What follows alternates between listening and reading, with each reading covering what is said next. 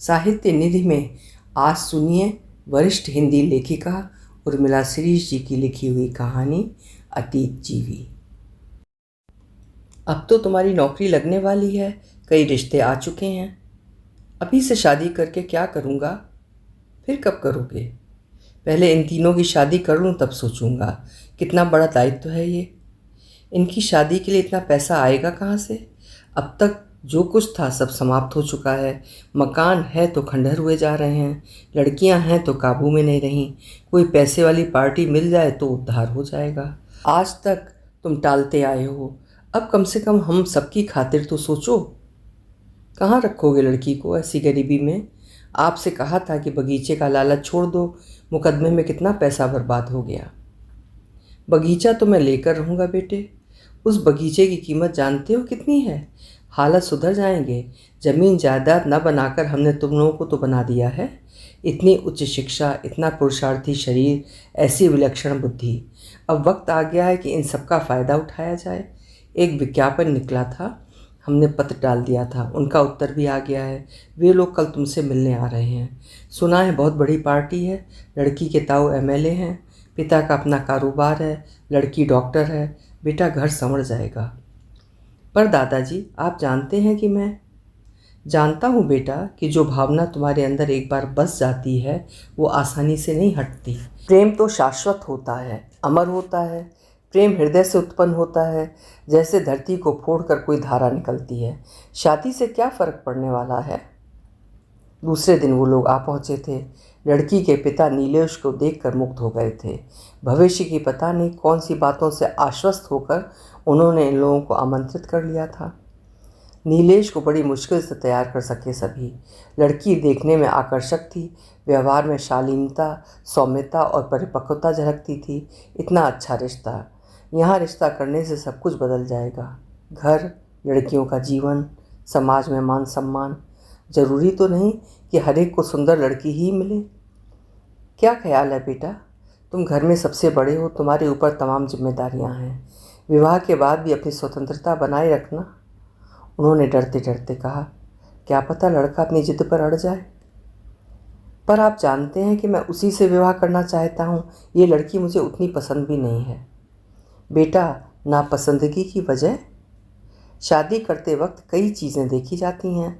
कुल खानदान देखो, वर्तमान स्थिति और समाज में इस परिवार की इज्जत देखो, लड़की की योग्यता और गुण देखो, अपने और अपने परिवार का भविष्य देखो। नीलेश चुप रहा। पिता ने इस चुप्पी को ही उसकी स्वीकृति समझा। हर शुक्रवार को बिना नागा के खत आता था केशी का।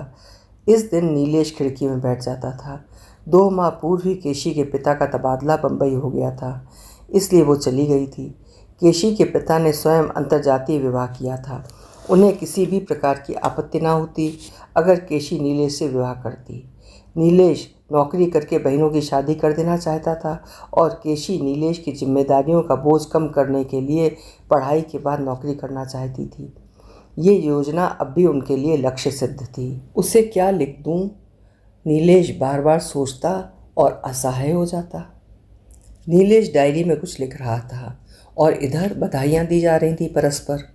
चित्रा तो जैसे उड़ी जा रही थी। इतना उच्च शिक्षित और सुंदर पति पाकर एक परिपूर्ण पुरुष, उसकी आंखें नीलेश को खोजने लगी थीं। दूसरी सुबह ओली भरने की रस्म थी। सारे लोग इकट्ठे हो गए थे, पर नीलेश का कहीं पता नहीं था। कहाँ गया नीलेश? दोस्तों ने पकड़ लिया पार्टी के लिए, अनीता ने झूठ बोल दिया। सब कुछ कितना अच्छा हुआ। पूरा घर बेहद खुश, संतुष्ट और गर्वित था। पर नीलेश रात रात भर तन्हाई में जागता रहता। तारों भरा खामोश आकाश और सुनी सुनी बेस्वर हवाएं उसके साथ होती। वो जो मेरी है, जिसे मैं अपना बना चुका हूँ, उसे मैं कैसे छोड़ सकता हूँ? वो मेरा प्यार है, जिंदगी है, कितनी मासूम, कितनी सुंदर, मेरे प्राणों में रची बसी। तिलकोत्सव के समय भी नीलेश के चेहरे पर कोई खुशी न थी। जैसे जैसे रस्में पूरी होती जा रही थीं, वैसे वैसे उसका दिल केशी के प्रति आकंठ डूबता जा रहा था। चित्रा हर शाम फ़ोन का इंतज़ार करती। शादी से पहले मिलना भी अपने आप में अनोखा अनुभव होता है। चित्रा की मित्रों के सैकड़ों किस्से ऐसे ही थे, पर 1 सप्ताह के बाद भी ना तो फ़ोन आया और ना ही नीलेश। क्या मेरे प्रति कोई भावना और आकर्षण नहीं है नीलेश के मन में। शादी का वक्त, हजारों लोगों की भीड़, बड़ी लड़की की शादी जो है, पर नीलेश को कुछ भी नहीं छू पा रहा है। वो उठकर एक तरफ जा बैठा। समीर, चल खुली हवा में टहलाएं। दूर उजालों की दमकती दुनिया से दूर अंधेरी सड़क पर नीलेश समीर के साथ चुपचाप घूम रहा था। देखना समीर, क्या मेरा ब्लड प्रेशर बढ़ गया है? भयानक सिर दर्द हो रहा है। खुशी के मौके पर बीपी तो बढ़ना नहीं चाहिए। उधर भैया ढूंढते फिर रहे थे फ़ोटो निकलवाने के लिए। नीलेश ने बेमन से फ़ोटो निकलवाए। एक एक करके दस्तूर होते जा रहे थे। उस उनींदी चांदनी में पड़ती हुई भावनें नीलेश के हृदय में शूल की भांति चुभती जा रही थीं। बिजलियों का नशीला प्रकाश, थकी सांसें, बोझिल पलकें, मदमस्त ठहाके और भयानक हाहाकार करता नीलेश का हृदय। मेरा सर फटा जा रहा है अनीता, गोली ला दूँ? ये सब जल्दी करवाओ ना। चित्रा नज़रें उठाकर देखती है। बताऊंगी जनाब, मन ही मन सोचती है। बहुत नखरे दिखा रहे हो। जैसे मेरा मन पुलकित हो रहा है वैसे ही तुम्हारा मन भी पुलकित हो रहा होगा, पर हुजूर जाहिर नहीं होने दे रहे हैं। विदा के बाद बारात सीधे जनवासे में जाती है। मई का महीना, चिलकती हुई धूप, तेज़ गरम लपलपाती हवाएं, पीछे सूना पड़ा मैदान, यहाँ वहाँ बेहोश नींद में सोए मेहमान। उन्हीं के बीच नीलेश सो रहा है। वो उठकर देखती है, पीछे का दरवाज़ा खोलकर बैठ जाती है। विदा का दृश्य आंखों के सामने आ जाता है। ताऊ जी का विदा के वक्त चले जाना, कैसे देखते हैं अपनी लाडली की विदाई। बाबूजी की रोती हुई आंखें, फिर भरभरा कर रो पड़ती है वो। यहाँ क्यों बैठी हो? यूं ही आंसू और ज़्यादा गिरने लगे। सबको छोड़कर जिसके पास जा रही हूँ वो मेरे प्रति कहीं उदासीन तो नहीं है? शाम की ट्रेन से चलना है, आराम कर लो, रात में सो नहीं पाओगी। जब वे लोग पहुंचते हैं तब सारा मोहल्ला गहरी नींद में सोया था। उसे ऊपर वाले कमरे में भेज दिया। नीलेश जाते ही पलंग पर गिर पड़ता है। वो यूं ही खड़ी रहती है क्षणों तक, फिर कपड़े बदलकर कुर्सी पर बैठ जाती है। तेज़ खर्राटों की आवाज़ से कमरा गूंजने लगता है। वो फूट फूट कर रो पड़ी और फिर नीलेश के कंधे थपथपा कर बोली, सुनिए, लाइट बंद कर दूँ? हम कहाँ सोएं? यहीं सो जाओ, लाइट बंद कर दो। कहाँ तो सोच रही थी कि वो जाते ही नीलेश की छाती में सिर छुपाकर सो जाएगी, हौले हौले सिर पर, चेहरे पर, होंठों पर हाथ फेरेगी, ढेरों बातें करेगी। और कहाँ ये अनचाहा मौन। मैं बहुत ज़्यादा थका हुआ हूँ, मुझसे अनिद्रा बर्दाश्त नहीं होती, सिर में दर्द होने लगता है, कहकर सीधा लेट गया नीलेश। तुम भी सो जाओ। वो हल्के हल्के सिर दबाने लगती है। कमरे में अंधेरा नहीं था। ये सब क्यों? न सुहाग सेज, न वो उल्लास, न वो बाहों का कसाव, न वो देह का दबाव, न वो गरम गरम निचोड़ लेने वाले चुंबन। ये फीका फीका उदास सा आलम, आखिर क्यों? चित्रा, भर्राई आंखों को भरसक संयत करके जवाब देती है वो। क्या सोच रही हो? कुछ नहीं। मुझसे नाराज़ हो? घर वालों की याद आ रही है? तुम्हारी छुट्टियां कब तक हैं? क्या यही बातें हैं करने को? कितनी तड़प रही थी वो बाहों में सिमट जाने के लिए। और ये आदमी? नीलेश का बदन पसीने से तरबतर हो गया। बहुत ज़्यादा गर्मी है, मैं ज़रा छत पर होकर आता हूँ। उसने देखा नीलेश को। दर्द में डूबी उदास आंखें, आंखों के चारों तरफ फैले वृत्त कामदेव की तरह लग रहे थे। नीलेश, जिसका पुरुषत्व उसको सहरा गया था, पर कितना पराया, कितना स्पर्शहीन लग रहा था। आह, ये कैसी रात है। जब 2-3 घंटे बाद नीलेश कमरे में आए तो चित्रा नींद की गोली लेकर सो चुकी थी। देर तक नीलेश उसका चेहरा देखता रहा। साधारण तो नहीं लगती, स्मार्ट है, पलकें तो कितनी सुंदर हैं, होंठ भी बहुत सुंदर हैं, पर बार बार केशी का चेहरा नीलेश की आंखों के सामने आ जाता। मगर इसका क्या कसूर? इसको मैं किस बात की सज़ा दे रहा हूँ? ये लड़की सिर्फ मेरे नाम पर मेरे बंधन से बंधकर आई है। क्या गुजर रही होगी इसके हृदय पर? सब कुछ स्पष्ट बता दूँ? नहीं केशी, मैं भटक नहीं रहा हूँ। मेरे घर वालों ने मुझे बेच दिया है, मेरी डिग्री और मेरे शरीर को। मैंने जानबूझकर ऐसा नहीं किया है। मैं तुम्हें ज़रूर अपनाऊंगा, भले ही ये लड़की माने या ना माने। देखता हूँ कौन मुझे रोकेगा। नीलेश की दृष्टि फिर चित्रा के चेहरे पर जा टिकी। नींद, चिंता और दुख में डूबा चेहरा। पहली ही रात पति के प्यार द्वारा तिरस्कृत लड़की क्या क्या सोच कर आई होगी। अपनी सखी सहेलियों को लौटकर क्या जवाब देगी। उठो चित्रा, मैं बहुत थक गया था। आप तो सो गए थे। खाना खाया तुमने? क्यों नहीं खाया? थाली वैसी की वैसी रखी है, उठो, मुझे भी भूख लग रही है। चित्रा अपनी तरफ से कोई गलती नहीं करना चाहती थी, तुरंत उठकर बैठ गई। आंसू भरी आंखों को ओट करके एक और खा लिया।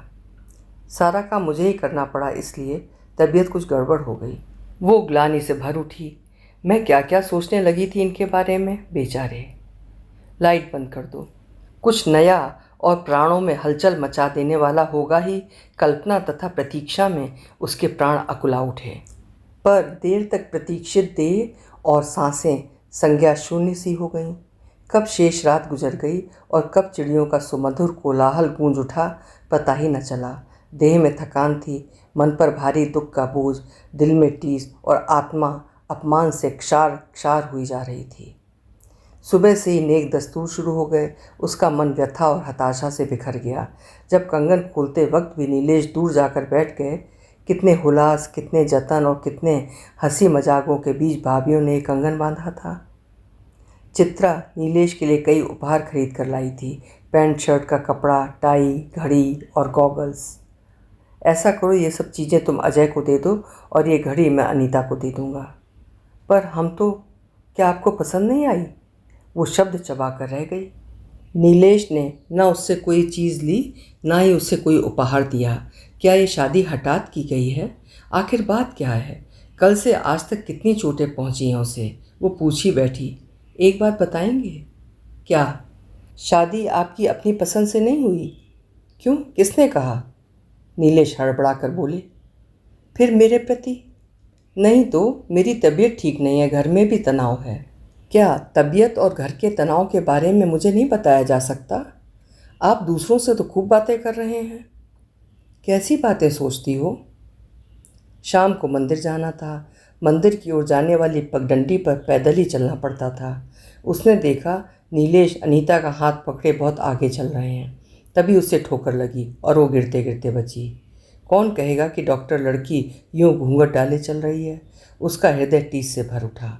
तैयार होने के बाद नीलेश ने अनीता के दोनों गाल चूम लिए थे, जबकि एकांत में चित्रा की तरफ देखा तक न था।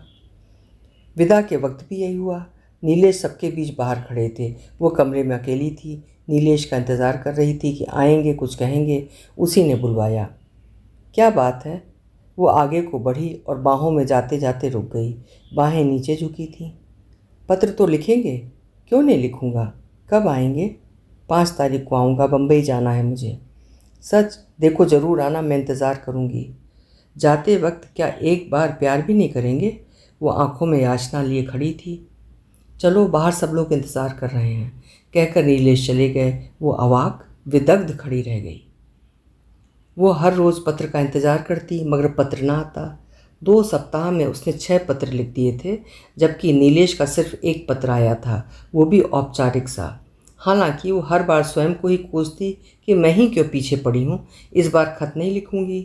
क्या उन्हें नहीं सोचना चाहिए? पर उसका अपने आप पर कोई नियंत्रण न रहता। पति में ही संपूर्णता प्राप्त करने की प्रवृत्ति जन्मजात थी।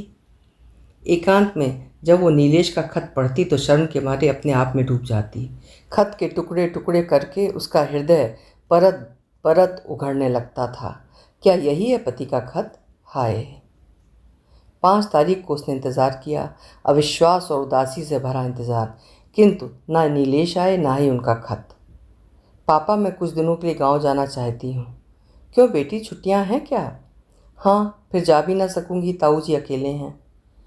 हम लोगों की चिंता छोड़ो और अपना घर संभालो बेटी। क्या करोगी आगे, नौकरी या प्रैक्टिस? अभी कुछ तय नहीं किया पापा।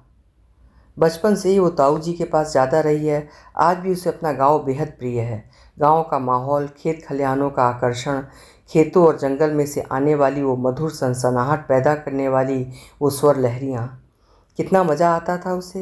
हंसती खेलती नाचती गाती औरतों के बीच उसे असीम आनंद प्राप्त होता था। यही सब वो नीलेश के साथ महसूस करना चाहती थी। न जाने कौन सी उम्मीद के सहारे उसने नीलेश को पत्र लिख दिया था कि कुछ दिन के लिए वो यहाँ अवश्य आ जाएं। दूसरा शुक्रवार, आज भी केशी का खत नहीं आया। नीलेश चिंता में डूबा हुआ और परेशान था। 2-3 चक्कर पोस्ट ऑफिस के लगा लिए। केशी का खत आए तब कहीं वो विस्तार से सारी बातें लिखे। विवाह होने से संबंध थोड़े समाप्त हो जाएंगे। वैसे भी सबसे नाराज़ है नीलेश। हर रोज़ झगड़ा होता है, दिन भर तनाव छाया रहता है। भाई साहब, भाभी के बहुत खत आ रहे हैं, तुम जवाब नहीं देते। अनीता, केशी का खत नहीं आया? क्यों नहीं आया? क्या वजह हो सकती है? यदि कल भी उसका खत नहीं आता है तो परसों मैं बम्बई चला जाऊंगा। पिताजी नाराज़ नहीं होंगे? क्यों होंगे? उन्होंने तो मुझे बेच दिया है ना, अब सब सुखी हैं, खुश हैं। पिता ने बात सुनी तो आकर बोले, बहू इतनी बुरी नहीं है बेटा, हमने गुण, सौम्यता, बुद्धिमानी और ख़ानदान देखकर शादी की है। वो इतनी सीधी सरल हृदय वाली लड़की है कि तुम जैसा चाहोगे वैसा ही करेगी। कितनों को मिलती है डॉक्टर लड़की, बताते हुए गर्व होता है। आप सबने इसी शान में आकर तो मेरी ज़िंदगी बर्बाद कर दी है। ठीक है, आपका यही हक था मेरे ऊपर। खुली छत के प्रांगण में नीलेश लेटा था कि तभी दोस्त का तार मिला। दुर्घटना में केशी तथा माँ की मृत्यु हो गई। तार पढ़कर नीलेश को होश नहीं रहा। तुरंत हॉस्पिटल में भर्ती कराया गया। चित्रा को तार दिया गया, पर बताएंगे क्या? ये कि दोस्त मर गया है। बहुत चाहता था नीलेश उसे। चित्रा को तार दूसरे दिन रात 10 बजे मिला। उसी वक्त चल पड़ी चित्रा। उसके आंसू थामे नहीं थमते थे और हृदय में एक ही स्रोत प्रभावित हो रहा था, ओम नमो शिवाय। क्या हो गया इन्हें? ये सब क्यों हो गया? अचानक दोस्त की मृत्यु की खबर पाकर, भाभी आपको ही संभालना होगा, बहुत भावुक हैं भाई साहब, आप अपने पास ले जाओ भाई साहब को। अब तक होश आ गया था नीलेश को, मगर आंखों में समाया था विराट सूनापन, विषाद, वियोग की असीम वेदना, हृदय से फूटी पीड़ा की धार का रंग। कब आई, कैसे खबर लगी?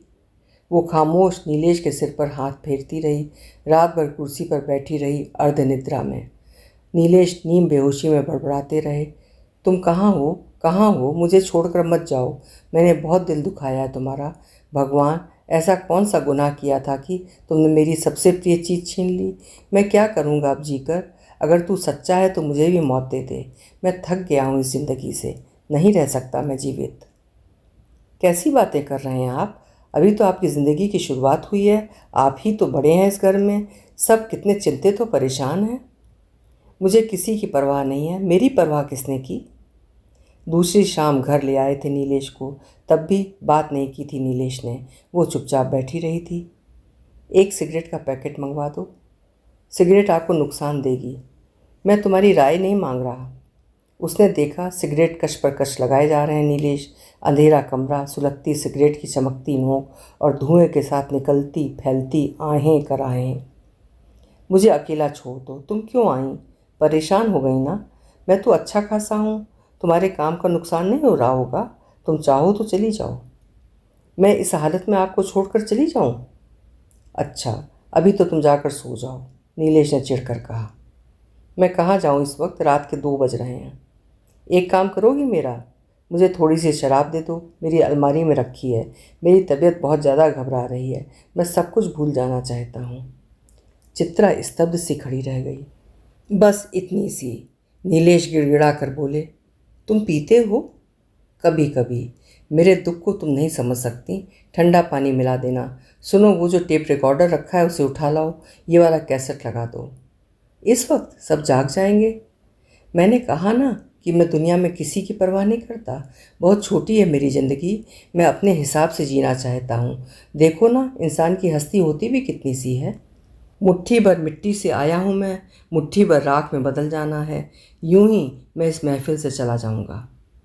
चित्रा, मैं उसे बहुत चाहता हूँ, अपने प्राणों से भी ज़्यादा। देखो, ईश्वर ने उसी को छीन लिया। मैं सोचता हूँ कुछ ऐसा करूँ कि दुनिया में हंगामा मच जाए। ईश्वर ने क्या दिया है मुझे? यह तो उसमें शक्ति है, तो मुझे मौत दे दो। मैं चला जाना चाहता हूँ चित्रा। बदनसीबी से तुम्हें ऐसा पति मिला है जो तुम्हें कुछ नहीं दे सकता। तुम बहुत अच्छी हो, बहुत शांत, बहुत निष्कपट। मैं उसको एक पत्र तक न लिख सका, अच्छा ही हुआ।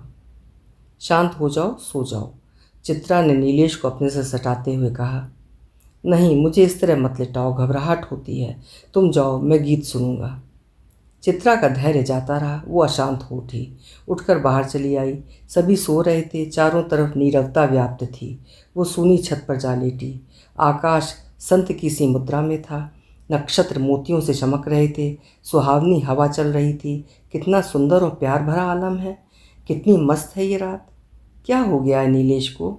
जितना भी समझने या निकट जाने की कोशिश करो उतनी ही दूरी बढ़ा लेते हैं। तभी नीचे से आवाज़ आई।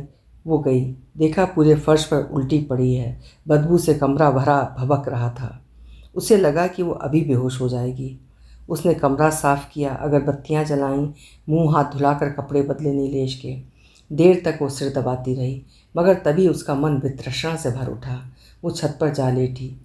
सुबह उठकर आई तो देखा कि नीलेश अनीता की गोद में सिर रखे लेटे हैं चुपचाप। चित्रा का मन उद्विग्न हो उठा। उसके हृदय में जितनी दया थी अब उतनी ही चिढ़ भी पैदा हो गई। ताप से झुलसता उसका हृदय फटे दूध की तरह बिखर गया। उसने अपना सामान लगा लिया। मैं जा रही हूँ, वैसे भी यहाँ मेरा क्या काम है, फिर आपको मेरी ज़रूरत भी नहीं है। कहते कहते उसका गला रुंध गया। मैं ठीक हूँ, जल्दी आऊँगा।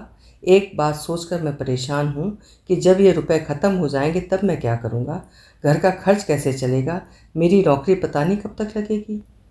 नीलेश ने सोचा, जिस मकसद के लिए विवाह किया गया था वो तो पूरा होना चाहिए। क्यों ना इसको माध्यम बनाकर पैसा कमाया जाए, खुद को सेटल किया जाए। आप वहाँ आकर कुछ करना चाहें तो सोच लें, घर वालों से राय ले लें, मैं हर कदम पर आपका साथ दूंगी। उसका मन बुरी तरह टूट गया। एक बार रुकने तक के लिए नहीं कहा। मैं क्यों चाहने लगी हूँ इस व्यक्ति को, भीख मांगूँ कि मुझे तुम्हारा प्यार चाहिए। वो ठुकराए और मैं हर बार हाथ फैलाकर खड़ी हो जाऊँ। ये संपूर्ण पुरुषत्व से भरी देह, ये गर्वीला तेजस्वी चेहरा, ये कठोर और नासमझ हृदय। चित्रा चाह रही थी कि नीलेश उसे रोके तो वो रुक जाए।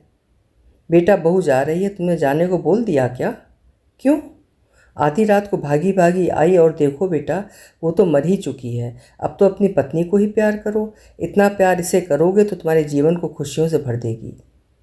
पिताजी, आप कुछ ना कहें। मेरा मन किसी भी बात और भावना को बड़ी मुश्किल से स्वीकार अस्वीकार कर पाता है।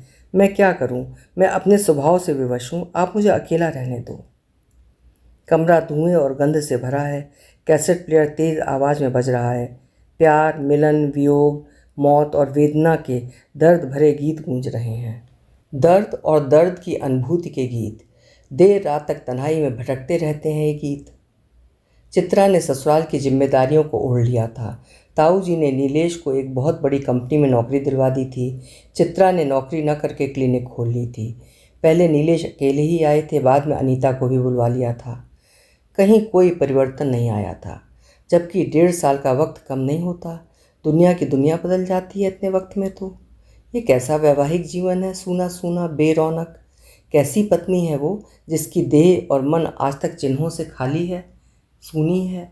उसने कभी नहीं जाना कि साथ में घूमना फिरना क्या होता है, साथ में भोजन करने में कैसा सुख मिलता है। जबकि नीलेश तो सब कुछ करते हैं। होली खेली हर एक के साथ, पर उसको सिंदूर का टीका न लगाया। दोस्तों के घर आते जाते हैं, घूमते हैं, हर एक से खूब हंसी मजाक करते हैं। शायद वो तो मात्र साधन है, उनके परिवार को चलाने वाली आधारशिला। कितनी शादियों के कार्ड्स आते रहे पर कभी नहीं गए। कभी घर से गायब हो जाते हैं तो कभी बीमारी का बहाना बना देते।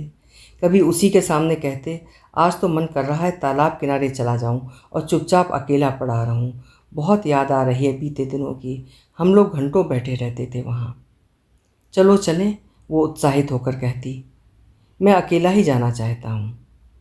उसे लगा जैसे किसी ने उसके मुंह पर थप्पड़ मार दिया हो, गर्म लोहे की रॉड उसके हृदय पर फेर दी हो। ऐसा दर्द जो कह नहीं सकती थी। वो रात रात भर जाग कर तमाम प्रतिज्ञाएं करती कि उनसे अपेक्षा नहीं करूंगी, बल्कि नकार ही दूंगी हर बात। मगर उसका मन ही तो बेकाबू हो जाता है। कितनी भोली सी अभिलाषाएं हैं उसकी कि नीलेश को अपनी गोदी में लिटाए, प्यार करे, बात बात में नीलेश उसे पुकारे। मगर ये सब कहाँ। हर पुकार में अनीता का नाम होता है, हर जगह अनीता ही रहती है, और वो अपमानित सी खड़ी रह जाती है। कितनी बार चाहा कि वो कहे ये सब मेरे अधिकार हैं, मगर हर बार उसका स्वाभिमान आड़े आ जाता है। शामों के वे तमाशे, हाँ तमाशे ही लगते हैं उसे। तभी तो वो नीलेश के घर लौटने से पहले ही क्लिनिक चली जाती। दोनों भाई बहन हाथ में हाथ डाले छत पर घूमते गाते। अनीता नीलेश को संगीत सिखाती। ओह, वे जोरदार ठहाके। तब चित्रा को लगता था कि दीवार से सिर मार ले। किसी से कहे भी तो क्या। कितने ही ज्योतिषियों को उसने अपने हाथ की रेखाएं दिखाईं। हर एक ने यही कहा, तुम अपने पति को बहुत प्यार करती हो। और पति पति किसी वजह से तुमसे घृणा करता है, खिन्न रहता है। तब चित्रा मन ही मन रो पड़ती। मैं भी कैसी मूर्ख थी, मैंने क्यों नहीं सोचा अपने भविष्य के बारे में, जीवन साथी के बारे में। मुझे चाहिए था बेइंतहा प्यार करने वाला पति। तब मेरा जीवन भरा पूरा होता, तृप्त, मधुर, आत्ममुक्त। मैं तो अपने जीवन को कविता की तरह मधुर और लयपूर्ण बनाना चाहती थी। लेकिन एक सुबह तो हद ही हो गई। चित्रा ने देखा नीलेश अनीता की गोद में सिर रख के चुपचाप बातें कर रहे हैं। क्या ये ठीक लगता है कि जवान भाई जवान बहन की गोद में सिर रखे लेटा रहे और उसकी पत्नी सामने खड़ी रहे? क्यों, इसमें हर्ज क्या है? मैं किस लिए हूँ? मेरा क्या काम है? बताओ, मुझे तुम्हारे साथ जाना चाहिए या अनीता को? मुझको साथ लेकर तुम्हारे मन में कोई हीन भावना है? शादी घर वालों ने की है, सजा उनको दो। मेरा जीवन बर्बाद करने का हक तुम्हें नहीं है। किस बात की कमी है मुझ में? सिर्फ यही कि ये चेहरा बेहद खूबसूरत नहीं है ना? वो मेरे साथ वर्षों से है, हम दोनों का ही हर जगह परिचय है, इसलिए वो मेरे साथ जाती है। और तुम भी सुन लो, मैं उन पतियों में से नहीं हूँ जो पत्नी के पीछे लगे रहते हैं, जो पत्नी के बिना स्वयं को अधूरा मानते हैं। मैं अपनी इच्छा से जीने के लिए स्वतंत्र हूँ।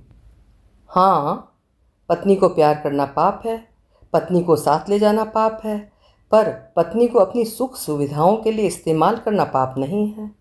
मैंने क्या नहीं किया आप सबके लिए? कोई पति करता होगा ऐसा व्यवहार? तो कर लो दूसरी शादी, तुम्हारा बाप तो कितने ही लड़के खरीद सकता है। हाँ, खरीद सकते हैं, क्योंकि लड़के बिकते हैं ना। जब घर बस गया तो मुझे चले जाने को कहते हैं। अपना घर मैंने स्वयं बसाया है, मैं अपना कमा कर लाती हूँ। बहुत घमंड है तुम्हें अपने आप पर, अपनी कमाई पर। तुम्हारे साथ रहकर मैंने जितना सहा है उतना कोई सह नहीं सकता। तुमने मेरी भावनाओं को कदम कदम पर रौंदा है। हर एक की तो हर इच्छा पूरी करते हो, पर मेरी तो छोड़ दो मुझे। हाँ, तुम तो बहाना ही तलाश रहे हो, वरना आज तक इतनी रुखाई। सचमुच ही वो कहाँ किरणों के बीच फंस गई है, कहाँ मेहनत, आदर्शों और उच्च संस्कारों में ढला उसका व्यक्तित्व, और कहाँ ये संकीर्ण मानसिकता वाले लोग। कितना नाम और सम्मान है उसका, दूर दूर से मरीज जाते हैं उसके पास, घंटों प्रतीक्षा करते हैं उसकी। कितना शानदार कैरियर रहा है उसका। और ये लोग, रात में फिर वही बोतल, वही तीखी गंध, वही अनर्गल प्रलाप और वही चीखते स्वर। वो अपने कमरे में लेटी थी कि नीलेश आए। आओ मेरे पास, मुझसे नाराज़ हो, बात भी नहीं करोगी? मैंने बहुत नीचतापूर्ण भाषा बोली है। तुम बहुत दुखी रहती हो, मुझसे ऊब गई हो, तभी जाने की तैयारी कर रही हो। मुझे छोड़कर चली जाओगी? सच बात कहूँ, मैं बिका हुआ इंसान हूँ जिसकी कहीं कोई कीमत नहीं रही। चित्रा, तुम बोलती क्यों नहीं हो? मैं एक जोड़ कपड़े पहनने वाला, पैदल चलने वाला, आज कार से सड़कों को रौंदता हूँ। कितना कुछ पा लिया है मैंने, जो सब चाहते थे वही दिया है सबको मैंने। और तुम्हें तुम्हें एक उपहास और वेदना भरी जिंदगी में जकड़ दिया है। तुम निश्चल हो, पवित्र हो। देख लेना, इस जन्म के बाद मुझे मोक्ष मिल जाएगा। चित्रा, तुम्हारे जीवन का तो मकसद है, मेरा जीवन तो यूं ही निरर्थक है। ओ भगवान, ये आदमी ना मुझे जीने देगा ना मरने देगा, कितना जालिम है, उसने चिढ़कर सोचा। प्लीज़ धीरे बोलो। क्यों, क्या मैं किसी से डरता हूँ? आज मैं तुमसे जी भर बातें करना चाहता हूँ। सन्नाटा छाया है, बाजू वाले सुनेंगे तो क्या कहेंगे? सुनने दो। चित्रा, एक पैग और बना दो ना, अपने हाथ से बनाओ ना, तुम्हारे ये हाथ कितने पवित्र हैं। और नहीं पियोगे तुम? वो सख्त होकर बोली। क्यों? नुकसान करती है। कितना नुकसान करेगी? ये ज़िंदगी 50 वर्ष की होगी तो 4-5 बरस घट जाएंगे। ऐसे तर्क, तुम बातें करने में बहुत चतुर हो। एकाएक उसका मन घृणा से भर गया। पीने दो, मेरा क्या, इस व्यक्ति ने मेरी कब परवाह की है? मुझसे शादी करके दुखी है, यही बताना चाहता है। चित्रा, नाराज़ हो? एक दयनीय अबोध सा स्वर। हाँ, क्या बिगाड़ा है मैंने तुम्हारा? बोलो, मेरा क्या दोष है? मुझसे किस जन्म का बदला ले रहे हो? मुझे क्यों पल पल मार रहे हो? मेरा जीवन बर्बाद करने का तुम्हें क्या हक है? जो कुछ कहना है कह लो चित्रा, तुम्हें कहना ही चाहिए। फिर थोड़ी देर बाद ही नीलेश ने ढेर सी उल्टी कर दी। उफ, ये सब करने को मैं हूँ। बदबू से रोम रोम सिहर गया। तकिया, रजाई, पलंग सब खराब हो गए। चित्रा ने खिड़कियां दरवाजे खोल दिए। बाहर तेज भीषण बारिश हो रही थी। घनघोर अंधकार व्याप्त था। भयानक हाहाकार करती ठंडी हवाएं और गर्जना करते मेघ। रात के 2 बज रहे थे। कहीं कुछ नज़र नहीं आ रहा था। कहीं कुछ सुनाई नहीं दे रहा था। उसने पता नहीं कितना पानी कमरे में डाला, फिर भी बदबू नहीं जा रही थी। सफाई करते करते वो बुरी तरह थक गई। उसका जी मिचलाने लगा। बिना किसी भय के वो बाहर छत पर जाने वाली सीढ़ियों पर जा बैठी। सिर्फ तीखा निनाद करता पानी का गिरना वो सुन पा रही थी। क्या होगा? मेरे दर्द को, मेरी ज़रूरतों को, मेरे जज्बातों को ये आदमी यूं ही बहा देना चाहता है। मुझे सीढ़ी बनाकर ऊपर चढ़ रहा है ये परिवार। बाबूजी, ये क्या किया आपने मेरे साथ? आप फूले नहीं समाते ऐसा दामाद पाकर, और मैं किससे कहूँ, क्या कहूँ? कितना प्यार करते हैं सब उसे। अब तक वो सफलताओं का पर्याय रही है, लेकिन जिस व्यक्ति से, अपने पति से वो प्यार और प्रशंसा चाहती है, वही व्यक्ति कितना दूर है, कितना पराया है। आखिर वजह क्या है? क्या किसी से पूछूं? इसी ऊहापोह में वो अंदर चली आई। देखा औंधे पड़े नीलेश गहरी नींद में सो रहे हैं। वो पागलों की तरह अवाक देखती रह गई। जीवन भर मैं इस इंसान को ना तो पा सकूंगी, ना ही समझ सकूंगी। 3 या 4 माह बाद यकायक ही सारा अंधेरा छट गया। सारी बातें समझ में आ गई थीं। नीलेश का दोस्त उनका सामान लेकर आया था, वो सामान जो अब तक हॉस्टल में रखा था। उसे याद आया, नीलेश अक्सर ही हॉस्टल जाया करते थे। भाभी ये कभी अपनी अलमारी में हाथ नहीं लगाने देता था। ऐसी क्या चीज़ें हैं, ये तो वही जानता है। मैं संभाल कर रख दूंगी। उसने कुछ किताबों के पन्ने पलटे। कोर्स की हर किताब पर कोई न कोई बेनाम शेर लिखा हुआ था। शेष तमाम साहित्यिक किताबें थीं। उन्हीं के बीच एक छोटी सी डायरी छुपी थी। वो डायरी में अंकित कविताएं पढ़ने लगी। प्रेम, सौंदर्य, जीवन, आनंद, बिछोह और दर्द की कविताएं। माथा तपने लगा उसका। इधर वो जरा भी तनाव बर्दाश्त नहीं कर पाती है। उसे उच्च रक्तचाप ने जकड़ लिया था। डायरी के ठीक बीचों बीच चिपकी थीं 2 तस्वीरें। क्षण भर के लिए वो सन्न रह गई। लगा शिराएं फट जाएंगी। चेतना शून्य। पीछे लिखा था, मेरे जन्म जन्मांतर के साथी को स। उसी चेहरे से मिलते जुलते कई चित्र चिपके थे।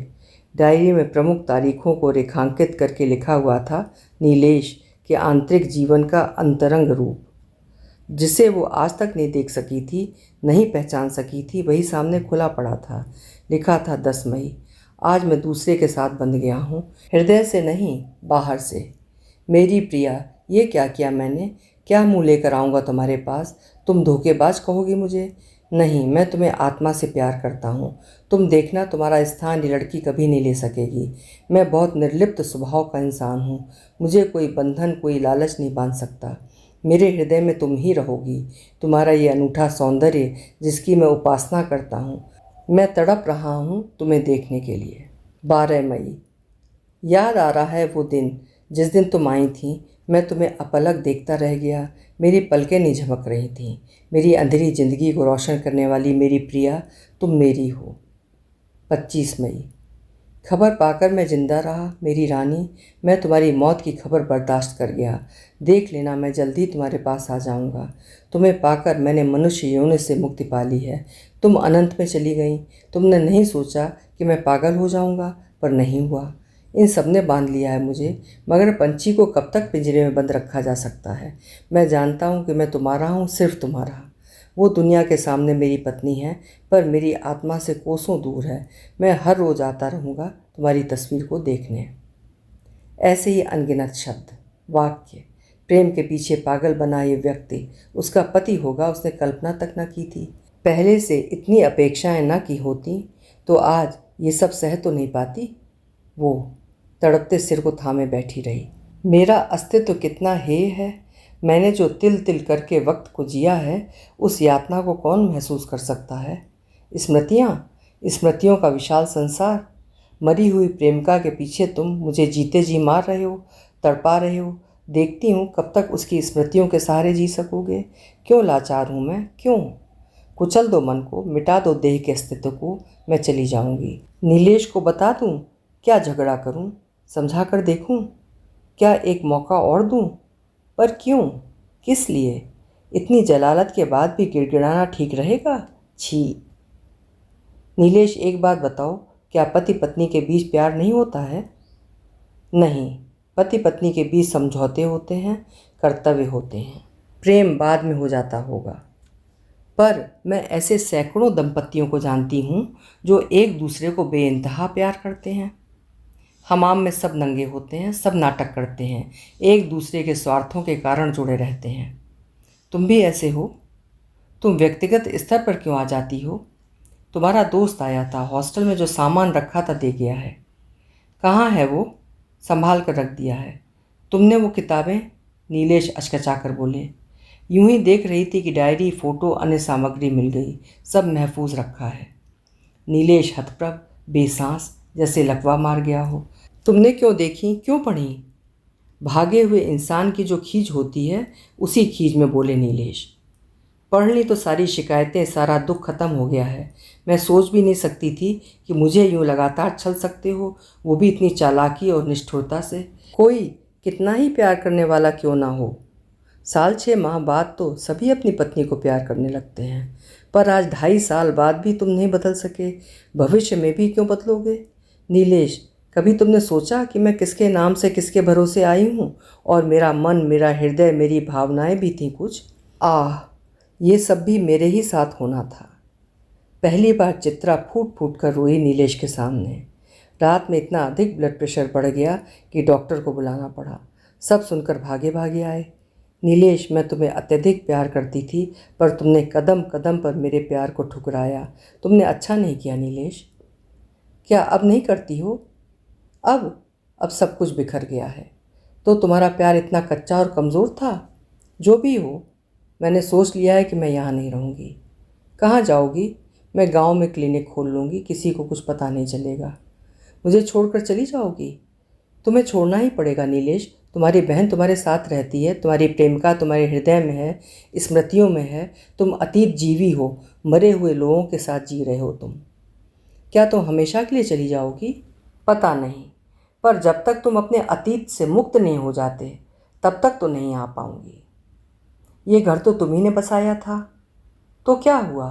घर, चीज़ें, रुपए, सब कुछ मैं किसी से नहीं जुड़ी हूँ, ना मुझे कोई लालच है। आखिर क्या दोष था मेरा? मैं खूबसूरत नहीं हूँ?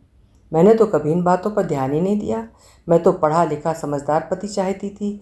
मैंने तो तुम्हारी समस्याओं को, तुम्हारे तनावों को, तुम्हारे कंधों के बोझ को अपने ऊपर ले लिया था। मैंने कभी किसी चीज़ के लिए मना नहीं किया, फिर भी तुम कभी भी किसी भी स्थिति में जरा भी नहीं पिघले। तुमने मुझे हरेक के सामने जलील किया। पत्नी नाम के प्राणी की तुम खिल्ली उड़ाते रहे, तौहीन करते रहे, घृणा करते रहे, वो भी मेरे ही सामने। देखो चित्रा, पिछली बातें दोहराने से क्या मिलेगा? ये तो तुमको सोचना चाहिए था नीलेश। चित्रा उसी दिन चली आई, सिर्फ अपने कपड़े और ज़रूरत की चीज़ें लेकर। सब पूछ पूछ कर परेशान हो गए, पर चित्रा ने अपने मुंह से एक शब्द भी नहीं निकाला। छुट्टी के दिन भी वो काम पर जाने लगी थी। उसने अपना क्लिनिक गांव में खोल लिया था। वहाँ भी लोग तरह तरह की बातें पूछते, बातें गढ़ते, उपहास करते, पर चित्रा प्रस्तर बन गई। 1 साल, दूसरा साल भी बीत गया। 2 साल 8 माह बाद उसे एक पत्र मिला। भाभी, भाई साहब के मुंह में एक तरफ लकवा मार गया है, हाथ पर भी असर है। आप शीघ्र आ जाएं। आपके आने पर ही भाई साहब ठीक हो सकेंगे। अनीता। पत्र पढ़कर वो थोड़ी देर के लिए तो परेशान, चिंतित और दुखी हो गई, पर थोड़ी देर बाद ही उसका दुख एक जलते हुए संतोष में बदल गया। ईश्वर तो देखता है ना, फल तो मिलेगा ही। एक निस्वार्थ प्रेम करने वाली पत्नी की तड़प और आहें कहीं ना कहीं तो शाप बनेंगी ही। 2.5 साल में एक बार भी खबर ली कि मैं कहाँ हूँ, कैसी हूँ? उसने उसी रौ में जवाब लिख दिया। अब मेरी क्या ज़रूरत है? अपने भाई साहब से कहना कि वे अपने स्वर्गीय प्रेमिका को बुला लें, उसी के साथ जिएं। अनीता, अब तुमने भी बड़े एतबार और प्यार से चिट्ठी लिखी है। तब तुमने सोचा था कि पति के प्यार के भरोसे पर आई पराए घर की लड़की के साथ तुम भाई बहन क्या सलूक कर रहे हो? आज बीमार भाई के लिए तुम्हारे पास वक्त नहीं है। अनीता, याद रखना, वक्त अपने आईने में सबको अपने अपने चेहरे दिखा देता है। तुम्हारी चित्रा। उसी क्षण वो बेचैन हो उठी। एक भयानक तूफान उसके मस्तिष्क में चलने लगा। शनय शनय उनका डॉक्टरी मन हिमशिला की तरह पिघलने लगा। पता नहीं डॉक्टरी पेशे का प्रभाव था, या मानवीय संवेदना, या पत्नी के प्यार और निष्ठा की पवित्रता। हृदय पर जमी बर्फ बहने लगी। शराब के नशे में बेहाल पड़े नीलेश, लगातार बोलने वाले नीलेश, मगर मैं क्यों दया करूं? मेरे जीवन के सबसे मधुरतम दिन और वक्त गुजर चुके हैं। तब इतनी समझ नहीं थी क्या? अपने स्वार्थों के लिए पैसा देखकर शादी की थी। निष्ठुर, स्वार्थी। नहीं, मैं तुम्हें कभी नहीं माफ़ करूँगी। 1 सप्ताह बाद नीलेश का पत्र आया। चित्रा, मैं तुमसे एक बार मिलना चाहता हूँ, क्या नहीं आओगी? तुम तो डॉक्टर हो, मानवता का प्रतिरूप हो, दयालु हो, तुम तो माफ़ कर सकती हो। एक बार आ जाओ चित्रा। तुम्हारा नीलेश। वो इस खत को टाल ना सकी, सीधी चली आई थी। सामान से भरा अस्त व्यस्त कमरा, जाले लगे हुए थे, बाकी लोगों के ठाट बाट देखने लायक थे, तरह तरह की चीज़ें। भीतर अकेले लेटे नीलेश। सांवला हो गया चेहरा, दोनों होंठ का आधा हिस्सा बुरी तरह टेढ़ा हो गया था। चेहरा विचित्र और विकृत लगने लगा था। उसी तरफ की आंख भी संवेदनहीन हो गई थी, पलक बंद नहीं होती थी, बात भी नहीं कर पाते थे। तब वो एक मरीज़ की तरह नीलेश की सेवा और इलाज में लग गई थी। जगह जगह डॉक्टरों के पास लिवा ले गई, ऑमलेट बनाकर खिलाती, मरे हुए ताज़े कबूतर के खून से मालिश करती, फिर कबूतर के अंगों को तेल में उबाल कर मालिश करती। कभी कभी हालांकि उसका मन नफरत से भर उठता, पर वो सारे काम इतनी सहजता से करती कि नीलेश को समझ भी न पाते। कितनी बोरियत होने लगी है पड़े पड़े, नीलेश लिखकर बताते। अब महसूस हुआ ना, तब नहीं सोचा था कि मेरे लिए भी प्राकृतिक दृश्यों, घूमने फिरने की ठंडी हवाओं का, सुंदर मौसम का, खुले हुए मैदानों का, जंगलों का कोई अर्थ हो सकता है। तब भी उसने एक टेप रिकॉर्डर और ढेर सारे कैसेट लाकर रख दिए थे। क्या तुम चली जाओगी? बार बार क्यों पूछते हो? तुम मुझसे लड़ लो, बदला ले लो, जो चाहे सो कर लो, पर मुझे छोड़कर मत जाओ चित्रा। मैं बहुत अकेला रह गया हूँ। जब से अनीता की शादी हुई है, तब से मैं तरस गया हूँ बातें करने के लिए। यदि अनीता की शादी ना हुई होती तो तुम तन्हा भी ना होते और तब मेरी ज़रूरत भी ना होती, है ना? क्या किसी गलतियों को इस तरह बांध कर रखना चाहिए? अनजाने में की गई गलतियां क्षम्य होती हैं, मगर जहां सब कुछ योजनाबद्ध तरीके से किया गया हो। अतीत को मत दोहराओ चित्रा। क्या तुम भुला सके थे अतीत को? अब भी भुला सके हो? बोलो। तुम कितनी हाजिर जवाब हो गई हो। वक्त ने सब कुछ सिखा दिया है। कोई जीती जागती लड़की होती, या छोड़ो भी अच्छा। नीलेश, यदि ईश्वर नाम की कोई शक्ति है और वो मुझे कुछ दे सकती, तो मैं उससे यही मांगूंगी कि हे प्रभु, मुझे पिछला वक्त भूल जाने की क्षमता दे दो, मेरा दर्द ख़त्म कर दो। नीलेश, मैंने बचपन से ही ज़िंदगी को बहुत करीब से देखा है। बस्तियों, कस्बों, गांवों, हर जगह की ज़िंदगी को देखा है, उनके लिए काम किया है। हर एक से प्यार करने वाली लड़की के साथ तुमने क्या किया? मनुष्य जीवन, हाँ, मनुष्य जीवन एक बार मिलता है और मैं इस मनुष्य जीवन को भरपूर जीना चाहती थी। मुझे बेहद प्रेम था अपनी ज़िंदगी से, तुमसे, पर तुमने अपनी स्वार्थ लिप्सा के वशीभूत होकर मुझे छला। मैंने 2.5 साल तक इंतज़ार किया था तुम्हारे बदलने का, तुम्हें पाने का, तुम्हारे हृदय में समा जाने का। 2.5 साल का समय कम नहीं होता है नीलेश। कह लो चित्रा, आज जी भरकर सुना लो। नीलेश, माना कि तुम्हारे सामने 8 लोगों की ज़िंदगी का सवाल था। तुमने तो अपने हिसाब से अच्छा किया, जो चाहिए था पा लिया था, सबको सब कुछ दे दिया है। पर मुझे क्या मिला? कितना प्यार, कितने सपने लेकर आई थी मैंने अपने को अलग करके देखा ही न था। कितनी रातें आंसुओं से भीगी थी मेरी। मैंने अपने को कितना मारा है, अब तो कोई आकर्षण नहीं रह गया। मैं कैसे रह सकूँगा चित्रा? क्या तुम्हारा प्यार इतना कमज़ोर था, इतना संकीर्ण था कि जरा से झंझावातों से बिखर गया? चित्रा की कुछ समझ में नहीं आ रहा था कि क्या करूं। नीलेश का बच्चों की तरह उसे पकड़े रहना, उसकी तरफ याचना से देखना। वो गहरे सोच में डूबी थी और पुनः लौटने की योजना बना रही थी कि फिर नीलेश की डायरी उसके हाथों लग गई। कुछ दिन पहले ही लिखे गए वाक्य, मेरा प्यार अनंत की सीमाओं से परे है, मैं अंतिम सांस तक तुम्हें चाहूँगा प्रिय। चित्रा फिर रेत की तरह बिखर गई। नहीं, नीलेश कभी नहीं बदलेंगे। नीलेश, तुम अपने प्रेम और अतीत के साथ हो, मुझे छोड़ दो अकेला। अब तो तुम पूरी तरह से ठीक भी हो। नीलेश हतप्रभ रह गए। तो क्या चित्रा ने फिर डायरी पढ़ ली? अभी आप सुन रहे थे उर्मिला शिरीष जी की लिखी हुई कहानी अतीत जीवी।